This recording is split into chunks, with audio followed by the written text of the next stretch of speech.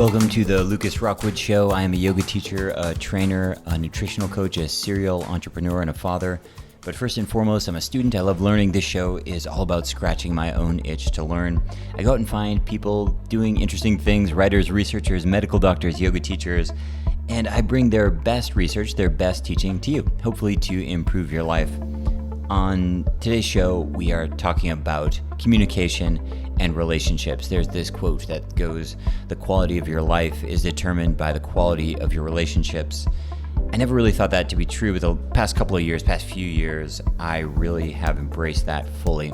I think the most important thing is really your relationships, and then the question that comes up is, so Lucas, how are your relationships? And I guess I don't really know. It depends on which day you ask me. There are days when I find my relationship with my kids and my partner and my family and my coworkers just incredibly enriching and fulfilling and deep and meaningful. And other days I just feel totally lonely and estranged and unable to connect with people. And it's something that I don't know that I have invested enough time in. If I look at, the past, let's say 20 years, since my 20s until now, the things that I've invested time in, I don't know that I've gotten better at relationships in the way that I've gotten better at other things.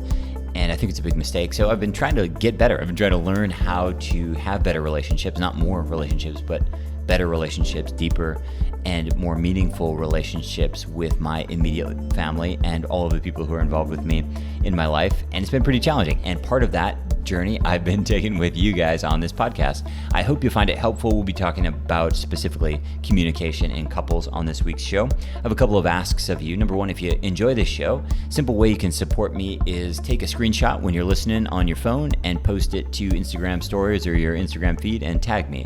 I'm at Lucas Rockwood or else at Yoga Body. Tag us both if you'd like it. Sometimes we'll repost it. The other thing you can do is leave a rating and review on iTunes. If you go to yogabody.com/reviews, it'll show you how to do that. And we give away prizes every week as well. Thanks so much for listening. Enjoy the show.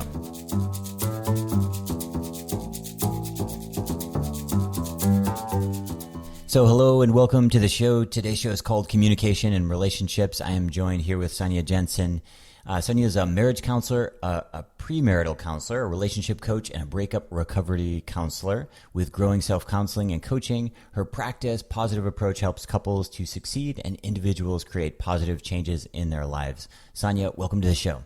Thank you so much for having me, Lucas. I appreciate it. So your bio is very positive, but I'm guessing that the reality is when people show up to you in person or through a Skype consultation or they give you a call, probably usually the proverbial crap has hit the fan. And so I'm guessing, at least in my life, every time I've called a therapist, it wasn't because everything was rosy. It's usually because things were kind of a disaster. As a counselor, how do you protect yourself from that? Just before we talk into some strategies for people listening, how do you deal with that on a day in, day out basis? It's a Tuesday afternoon for me, just the onslaught of relationship drama. The mundane is hard enough, but I'm sure you get some pretty heavy stuff on a regular basis. How do you keep yourself from getting dragged down? Yeah, I absolutely. So I specialize in couples in high conflict and sex therapy. So when they come to see me, you are exactly right. What's really happened is a full breakdown in communication, really on the brink of divorce. So for me, because it's something that I do day in and day out, I learned to pick up on what I think is common among all couples that call me. So it really helps me not take it on personally or hold on to too much of their stuff, because I know that there are solutions, and that if I remain calm and I remain hopeful, that I'm going to be better able to help them. But, just kind of along the lines of what you do in wellness, I spend a lot of time making sure that my self-care is on point, that I'm setting healthy boundaries in terms of shutting my phone down in the evening, not answering emails or text messages, and doing a lot of yoga, meditation, that sort of thing. That helps me stay pretty clear-minded and not out of control when I hear these really tough things. So everyone teaches that communication is key, and everyone I meet also agrees with that. Everyone nods their head. But then I don't really know that anybody knows what that really means in practice. Communication is important. That doesn't mean you share everything. That's impossible. And in some cases, that would just be abusive to share everything that's going on. That there are things that you need to censor. And so how do you think about this? Obviously, this is a big part, like you mentioned, high conflict, brink of divorce, communication breakdown was one of the first things you said. And so how do you help people even start to define what proper communication means? Because I don't need my partner to tell me every single thing she did on the way home from the dry cleaners and all that kind of stuff. But, there are some basics that I do need, which of course I don't always get, and vice versa. So how do you help people think about this when, as you, in your words, when communication has completely broken down? Yeah, absolutely. That's a great question. It's very multifaceted. So I use, primarily when I work with couples, I use Gottman method couples therapy. And I really love John Gottman's approach to couples counseling because it's based in over 40 years of research. And what I found, at least in my practice, through utilizing his methods, is that women really want to feel important and valid, and men really want to feel good enough.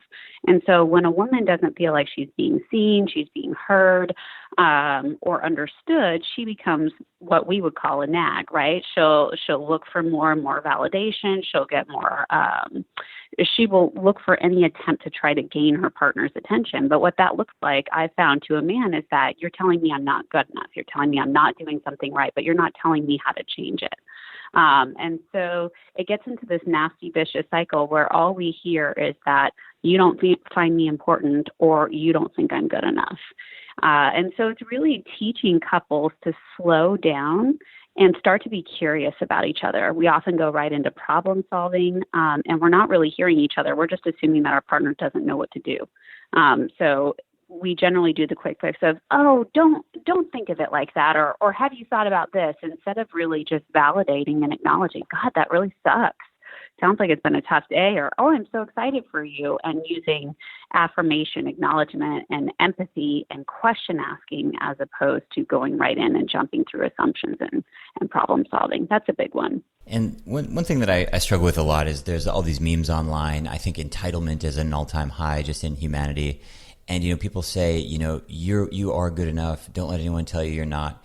And I really struggle with that because I'm not good enough at some things. There's aspects in the relationship where I'm totally not good enough, and my partner also is not good enough. I don't know how you think about that.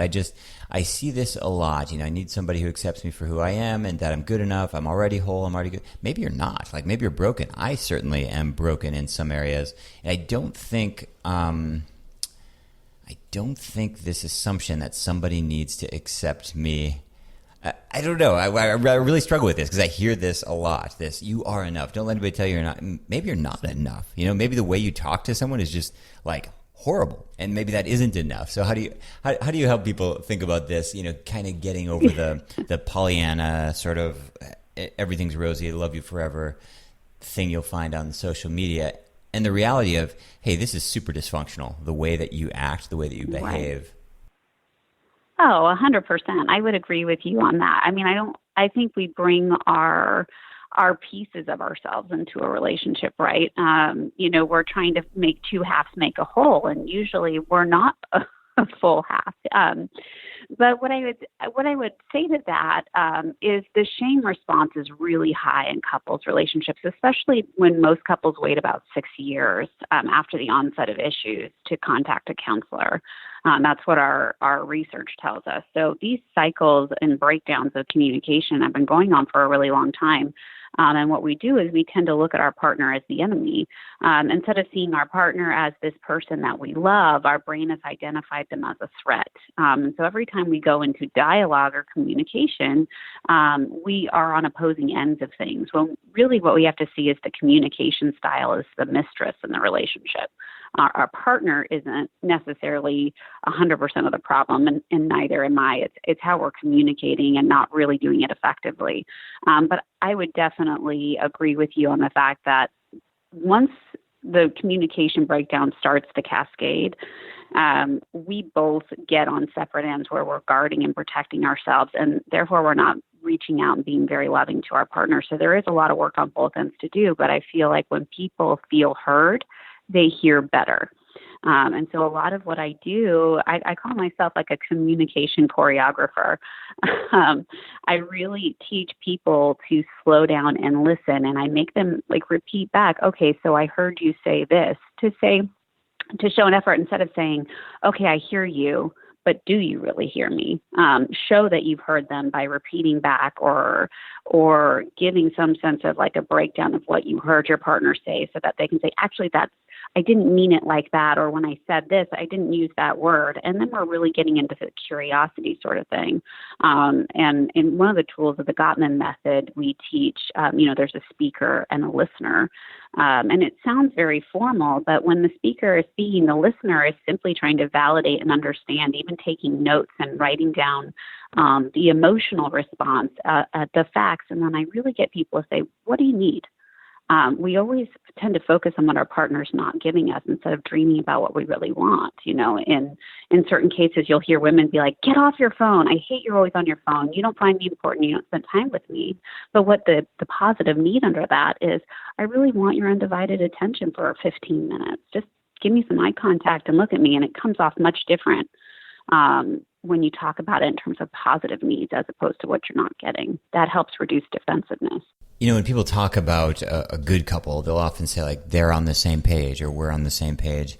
But in the real world, I find couples are rarely on the same page. In fact, they're usually on radically different pages. And so like a typical relationship, one person is way more emotionally mature than the other, or maybe mature isn't the right word, emotionally intelligent or intuitive. One person is often way more financially literate than the other. One person's all in as a parent, the other's totally incompetent. And this is super common, this polarity. And unfortunately, this polarity is super attractive. I am not attracted to people like me at all, not at all. Right, I'm interested in people who drive me crazy. And so how do you even think about that? Because inherently, for there to be polarity and attraction and fireworks, which all the research that I've seen shows that that's pretty, sexuality and intimacy are so crucial for relationships. In order for that to be there, this polarity is important, and yet it's so conflict prone. When, like we said, when people are on completely different pages emotionally or with finances or even just with basic house order stuff can really be pretty massive differences that are initially so attractive. Yeah. It's interesting because there's a specific science to that. There's 3 stages of love, and all of us think about being in love. And when we meet somebody, we're like, God, our hormones, like I cannot not be away from them. I feel all the feels when I'm with them. And so their differences are very attractive to us. And that stage of love is called limerence. That's when oxytocin, dopamine, DHEA, and all those other hormones are really signaling to the brain, gosh, this is your person. So we overlook a lot of the differences in that first stage of love. And then as we get into, years 1 through 3 of marriage or a long-term committed relationship, we move into phase 2, which is trust building. And we're all asking this subconscious question, is my partner there for me? If I'm sick, are they going to be there for me? Are they going to see what's important to me? And that's where all couples break down. And I think that's where you start to see the polarities. Everything that you maybe overlooked or were like, oh, that's so attractive, we're now like, that's not conducive for trust building. And this is where a lot of newly married couples or couples start to split, is in these early years, because they can't develop that trust. But it's very hard to do that when limerence and all your hormones are overshadowing your ability to make a good choice. And what's the third stage? And that's a good one. The third stage is commitment. We're in this. I built trust with you. I still feel in love with you, and we're in this for the long haul. And actually, in the research, we found that you can keep that feeling of being in love there for a lifetime. There's no expiration on it, but all 3 stages have to be working synergistically. And if couples don't develop that trust and learn how to communicate, and it's often, you can have 2 very different people, but they have to learn that there's 2 subjective realities, and they have to learn to dialogue around really difficult issues. And actually, the research tells us that 70% of conflict in couples work is perpetual, meaning I'm this person and you're this person, and we're always going to see things differently. And the big things that always come up in any reading or therapy that I've done, it's always with relationship, sex, and money are the kind of the big issues. So my first question is, has that been true in your practice?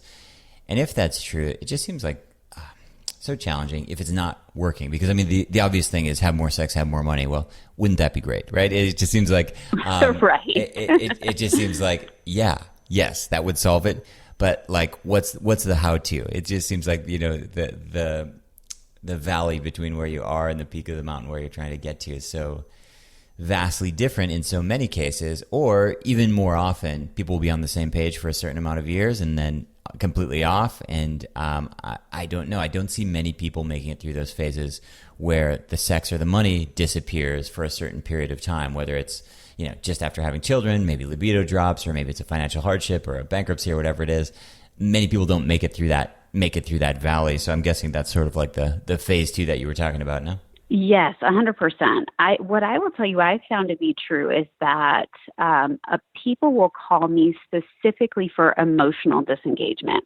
They don't know how to talk to each other. They're constantly getting in arguments. But then when I pry, it's never really about the money, but there's a lot of disconnection when it comes to sex. And that seems to be the bigger of the issues out of sex and money. Sex is more the ones that I see in my counseling practice. And so people don't know how to dialogue about sex. We just make these cultural assumptions that women, after having children or being in a long-term committed relationship, don't want sex anymore. Kind of like the death of your sex life is when you get married.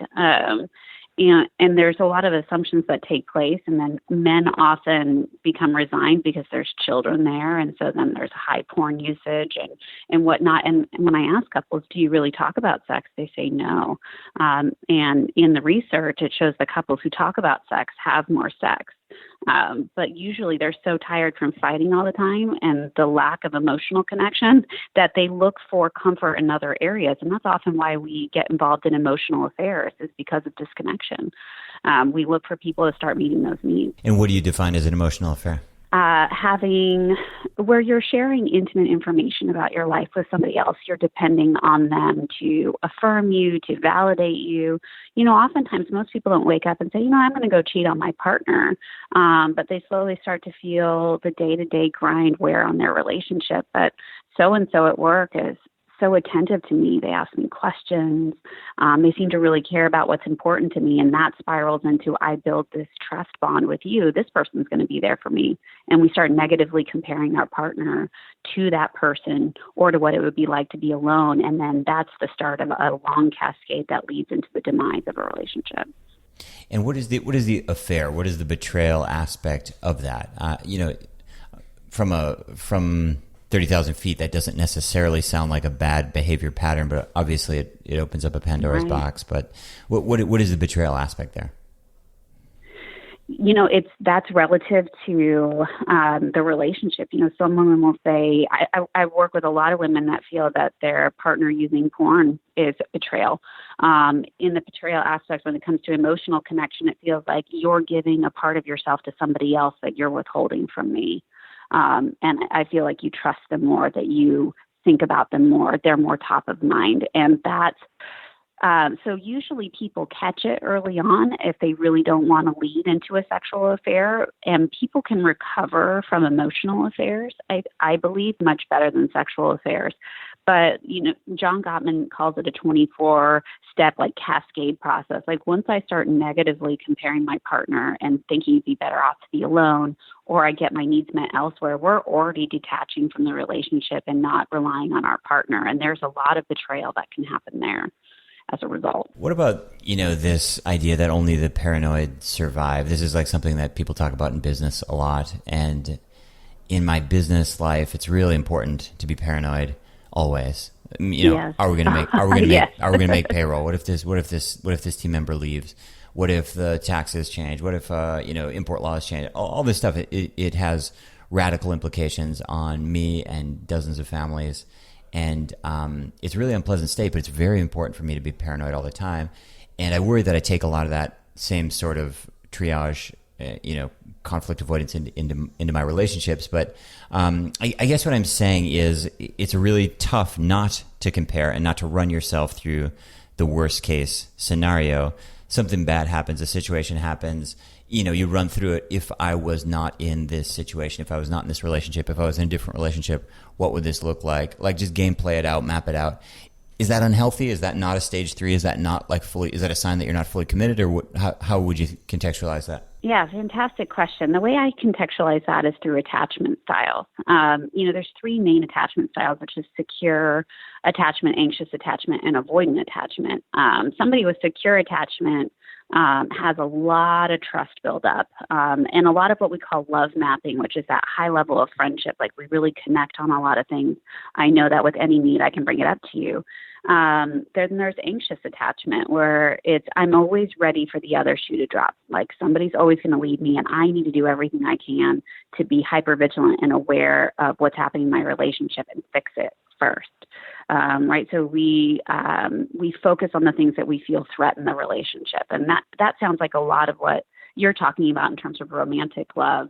But then avoidant attachment is, I don't know if people are ever really going to be there for me. So it's easier for me to not get invested in a long-term relationship. I'm always kind of, once I get bored, I'm ready to leave the relationship. And a lot of people I have found, if they have anxious attachment issues, tend to want to bond with someone who has avoidant attachment. And so what that looks like is you have somebody who's always pulling away because they're afraid of really being in a relationship and how you could potentially get hurt or what it might cost you to be in a relationship. And then the anxiously attached person is holding on for dear life and going nuts. And so really it's about learning and understanding your attachment style, where the roots are in that.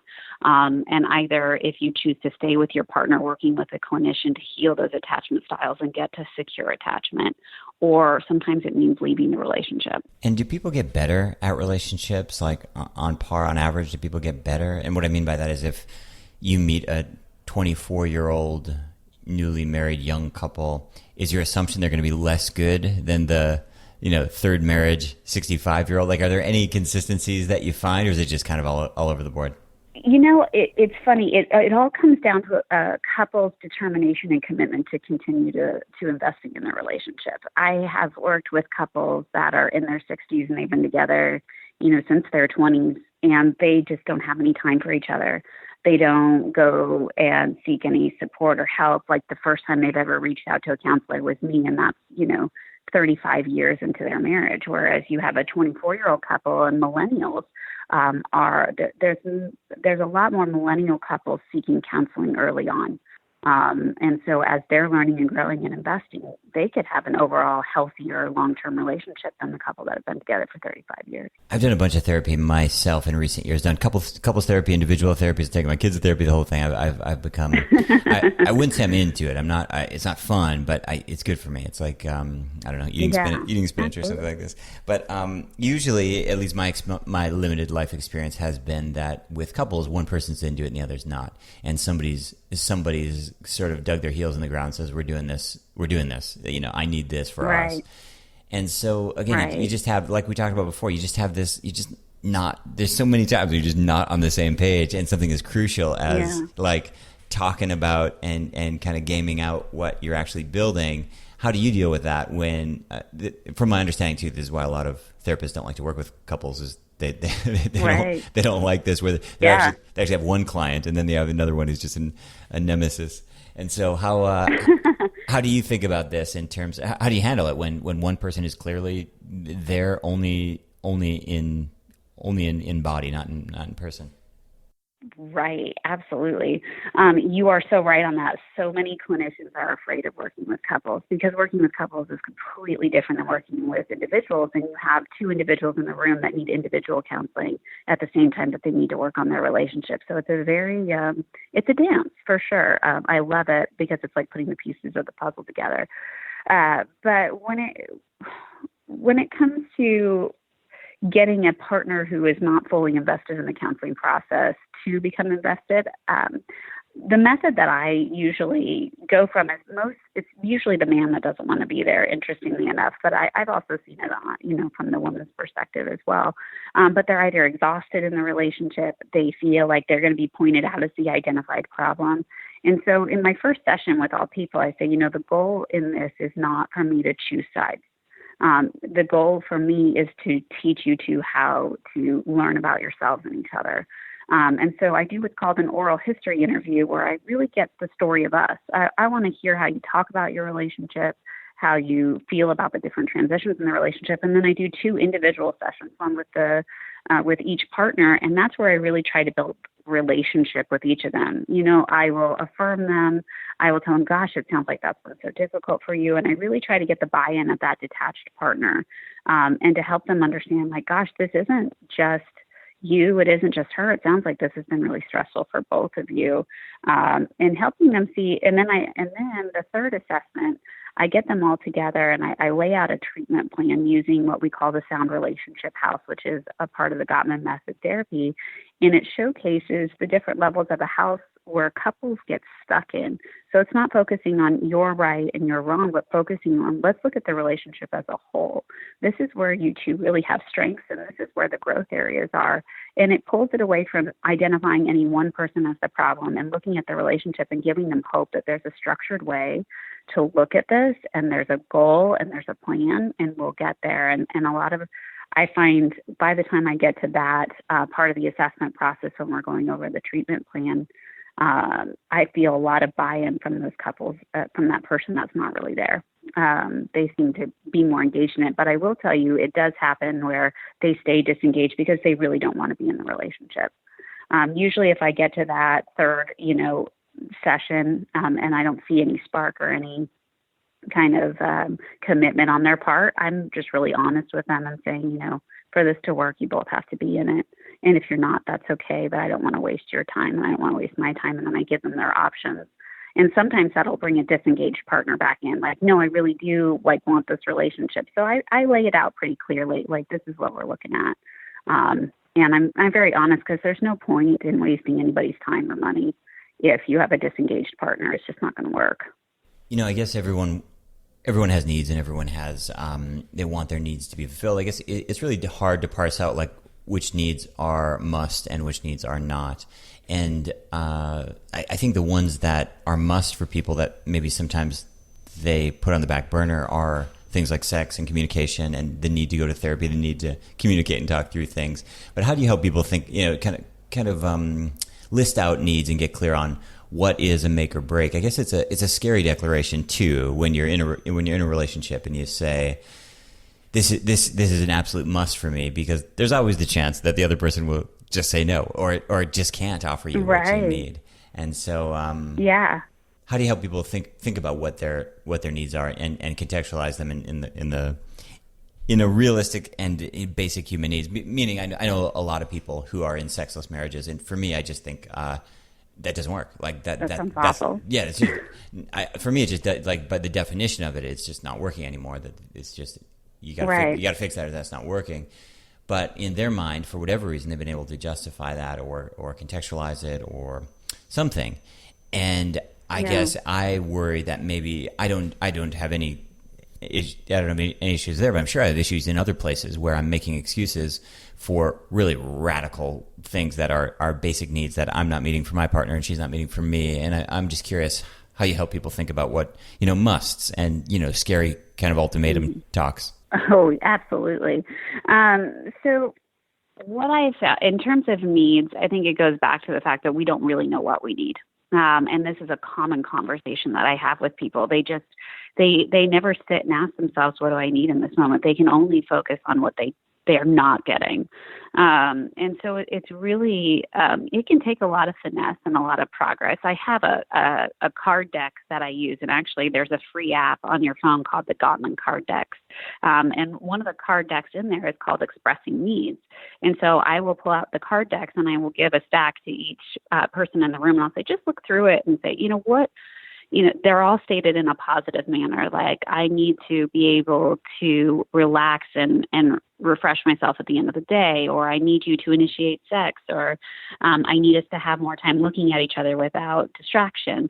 And so I'll just have couples go through and pick out the needs that kind of pop out to them. And then I have them each take turns sharing one need with each other. And the person who shares the need allows the listener of that need to then ask questions. So I will coach the listener of what questions to ask, like, tell me why that's important to you. How can we incorporate that into our lives? And sometimes I get through, in a whole hour-long session, one need. Sometimes I get through five. It just depends what heavy hitters that they land on. But again, it goes really back to women feeling important and men needing to know specifically, what do you need me to do? Instead of telling me all that I'm not doing, like, tell me what you need. Because men are generally more problem solvers than, at the beginning of things than women are. But I love doing exercises called rituals of connection. If I know that I can count on a certain form of connection with my partner every day, I'm going to be less anxious for it. So what really helps people stay connected, there's actually a research that just came out that couples in their 30s that both work and have children spend an average of 35 minutes a week talking to each other. And of that 35 minutes, it's about household stuff and child rearing more so than it is connection, right? So they're not investing in their relationship at all. And then they wonder why they're lonely, because they're Netflixing out at the end of the night, not really connecting. So what I'll often teach couples is, when you say goodbye and when you say hello again at the end of the day, like, what's the ritual behind that? And actually, if a 6-second kiss and embrace is what we found gives your body long enough to actually start producing those hormones again that we talked about limerence, about oxytocin, the dopamine. So I will say, I want you to make a point this week of every time you say goodbye and hello again, that you give each other a 6-second kiss and embrace. And then I want you to have at least one meal a day together. And just say, hey, how was your day? Just getting couples to do that is a huge improvement over what the majority of couples are doing, and just starting to incorporate rituals that they know that they can count on, even if it's small, because that reduces this feeling of like, I'm alone in this relationship. And it doesn't take a whole lot to feel like we're starting to make forward progress in session, as long as we can make it a ritual or routine, and then we get better at expressing our needs and identifying our needs. I appreciate that advice, because there's two things, right? There's the feeling of being in love, which comes and goes and ebbs and flows, and then there's the doing part. There's just stuff you do that shows somebody you love them, and Tuesday morning you wake up and I've got 3 kids, and you don't always feel the same tingles that you may have, but you can still do stuff. So I don't know if the 6-second kiss works for everybody, but there's something you can do: make your partner coffee, or rub their feet, or pack their bag, or whatever. However, people do different things, whether it's acts of service or a compliment, or whatever absolutely. It is. But if you don't feel it, you can do something, and at least there's something active. It makes a difference. Yeah, it's really challenging. It's just so difficult to control your emotions, but it's much more difficult much more manageable and approachable to control your actions, and hopefully those will lead you to some positive emotions as well.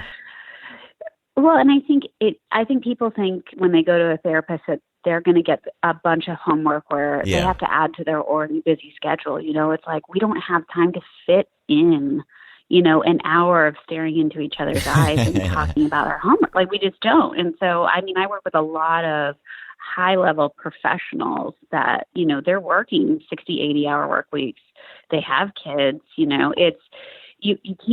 got to manage expectations there. So that's why I really try to incorporate very small, simple ways that help us maintain connection, where we know we can count on it. And it's not overburdensome. It's something that we both like and appreciate and can commit to, which then, through the course of time, as we do that and start to feel those love feelings again, then we want to commit more and more into deeper ways of connecting. It's been a great conversation, Sonya. I know a lot of people will want to follow you online and check out your work. Probably some people will want to get some couples counseling. How can people get in touch with you? I would love that. Well, thank you so much, Lucas. I really appreciate you having me on the show today. I also have a Facebook page called Rebel Coach. There are lots of memes online right now that glorify entrepreneurship and glorify risk-taking and fail quick and fail fast and fail forward. I don't know where these memes come from, but they don't come from entrepreneurs. Every entrepreneur I know is traumatized by their past failure, and they do everything they can to avoid it. And if you're a yoga teacher and you're a Pilates teacher, a holistic health coach, whatever you're doing in the health and wellness field, I would really encourage you to do your best to set yourself up for success. The failures, the bumps and bruises, the scrapes, they'll inevitably come. But as much as you can stack win on win on win, you can really get positive momentum. So when I talk to new teachers coming through our training programs or new teachers I'm consulting with, I always recommend they start with something simple, profitable, and low or no cost to get started. And that's private yoga teaching or private coaching if you're a health coach, or private Pilates teaching if you're a fitness coach. And it's such a great way, and suddenly it's working all over the world. In big cities, small towns, even remote island destinations, we have graduates doing really great things. To read their stories and how they're using this material, this approach to set up their own businesses, check out myyogabusiness.com. You can read a lot of their stories there. And you can also find out if it's right for you. Again, it's appropriate for a yoga teacher, a Pilates teacher, a personal trainer, or any kind of health and wellness coach. This program is really geared to take exactly what you're doing now, but tweak it and customize it to working one-on-one with clients, so you're solving their problems, and you'll work with them privately in your home or their home or office. It's very simple, it's low tech, it's not online marketing, it's not about becoming an influencer, and it's not about having an office full of staff or anything like that. This is something that you can hit the ground running. By the end of the program, at the end of the 21 days, you'll have your first client, and again, you'll be stacking win on win, and from there you can grow into lots of different opportunities. I mention it because we have an intake right now for our next course. Check out myyogabusiness.com, and I hope you can join us. This week's nutritional tip is in response to a listener question. Listener Julie says, Lucas, how many grams of carbs can I eat per day if I want to be in ketosis? For those of you who don't know, in foods, we have 3 macronutrients. I think everybody knows this: fats, proteins, and carbs. These are the calorie-bearing nutrients in our food. So vitamin C doesn't have calories. Bread does. Bread has a whole bunch of starch, a whole bunch of carbs. Fats, proteins, carbohydrates, calorie-bearing nutrients in our foods. There's one more magic macronutrient called ketones, and it appears when you are carbohydrate deprived. So if you starve yourself and you don't eat anything, your body will create ketones. If you don't eat any carbs at all, like if you just eat beef, for example, for like 2 days, you'll go into ketosis. Your body will invent these new macronutrients, and it's a very interesting macronutrient because when your body is metabolizing ketones, it does some interesting things. It tends to reduce inflammation, it tends to increase your sensitivity to things like leptin, insulin, it tends to normalize your blood glucose levels, at least in the short term. In some cases, it can reset sex hormones that might be out of whack. And it can also have some neuroprotective properties. So there's a whole bunch of reasons, and probably the biggest reason that people do it is it tends to be really effective at burning body fat. And so people who have stubborn belly fat, people who are stuck at 18% body fat and they're trying to get down to 10, a man, for example, or somebody who's just really plateaued with their weight loss and they're doing everything right. Sometimes a ketogenic diet can be an interesting way to experiment. The big challenge is the fail rate on keto is as close to 100% as could be. Almost nobody can sustain it over time. Katie, if you're interested, and for anybody interested who's listening, I'd encourage you to read the work of Dr. Peter Attia. He's medically qualified, but also anecdotally he's quite an experimenter, and he spent about 3 years, the better part of 3 years, in strict ketosis. So he has quite a lot to say on this subject, and I trust his voice more than any other simply because of his medical credentials and his personal experience with the process. I know that just me saying that you can burn body fat really easily, a lot of you will get really excited. I guess I would just couple that with the fact that you can burn body fat and change the composition of your body in far less extreme ways, in ways that are much more sustainable. So if I had to toss a coin and say invest your time here or invest your time there, I would always encourage you to invest time in things that are sustainable so that the skills and the habits and the learning that you have is something that you can bank on in the future. Hope that's helpful. My little riff on ketones. Thanks. We have a sleep question from a listener this week. Question says, I know you are not a menopausal 61-year-old woman, so I know you didn't ask about that stuff, but I've always been a good sleeper. Started menopause around age 51, 52, so I guess I'm still in menopause. Only a couple of things plague this menopausal woman. One is, for now, I sometimes wake up in the middle of the night wide awake, can't return to sleep. I get up, read a book, read on my Kindle, and maybe I meditate for a minute or two. I wonder, is this going to last forever? Never had a sleep issue until 4 to 6 months ago. What should I do? I feel like something's wrong. I read on a website that in the 1800s, people would do the same thing during long winter nights. They would have 1 to 2 sleeps. They wrote letters in the middle of the night. How does this really work? So yeah, there's a bunch of these things. I think it's called Awake at Dawn, or I'm forgetting the name of this book. Sex at Dawn is the name of the book, and it's about this idea that people used to have 2 different sleeping cycles, and the idea that people would go to bed early when the sun set, and they'd wake up in the middle of the night and socialize and make love, and then go back to sleep. I have no idea if that's true. It's just I can't help but think this is just ridiculous speculation. Who knows what people did in the Great Plains of the U.S., and who knows what people did in Central Europe or in South Africa? Really, I don't believe any of this stuff. I think probably most people throughout most of history have done what you and I are doing, which is try our best to get into bed and go to sleep. Try our best to forget the stresses and anxieties of our day. Try our best to sleep in as long as we can. I'm guessing that's what people have done. In earlier times, I guess they were even more worried about waking up to have themselves beheaded or their loved ones burned in flames or who knows what. So I really, this utopian ideal of, the 14-hour sleep night, which include, this sort of social hour in the middle of the night, I don't know. I really find it difficult to believe. I think people do the best that they can, and people have all kinds of different interesting sleep cycles, but most of them are bad. Most of them are bad. In terms of will this ever go away? I don't know, but if you look at sleep patterns for children, and you look at the sleep patterns of someone in middle age, and you look at someone later in life, they certainly do go down and down and down. And so while a 10-year-old might sleep 11 hours, 12 hours a night, a 45-year-old might sleep 7.5 hours a night, and a 75-year-old might sleep 5-6 hours a night, and that might be okay. The one thing that you'll find with sleep and food and exercise is people's needs are different, and they're also changing. And so I would take a look at some really basic markers like your stress hormone levels, like your cortisol levels. Take a look at your blood glucose levels, because those will be affected by stress. Take a look at your inflammation levels, because if you're not sleeping enough, you'll have an increase in inflammation. And you might even try some kind of sleep tracker. Sleep cycle is a really common one. I have it on my phone, and it'll give you some basic information in terms of how you're sleeping. But I would also encourage you just to embrace different times of life. The way that we sleep, again, in our teenage years is very different than in our 20s. And when the kids come, things really change dramatically as well. So just embracing the different times and the different cycles of life, I think, is important. But you're absolutely right. I'm not menopausal. I can't give you any really great insight there. But for sure, your experience is not unique. And if you're not having any detrimental health consequences, maybe just surrendering to it might be a way to go. Hope that's helpful. Let us know if you discover anything interesting. This week's iTunes review is by Mel M1288 from the USA. Mel M1288 says, "After only a few months of listening, I've made so many positive changes in my life. I am so thankful for this podcast. It's not only an unbiased, thorough resource, but also a source of inspiration.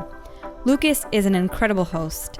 From his approachable, authentic personality to his wide knowledge base, insightful questions, and eager desire to learn, I'm inspired every time I listen to explore the topic further and apply it as part of my own journey to a better well-being.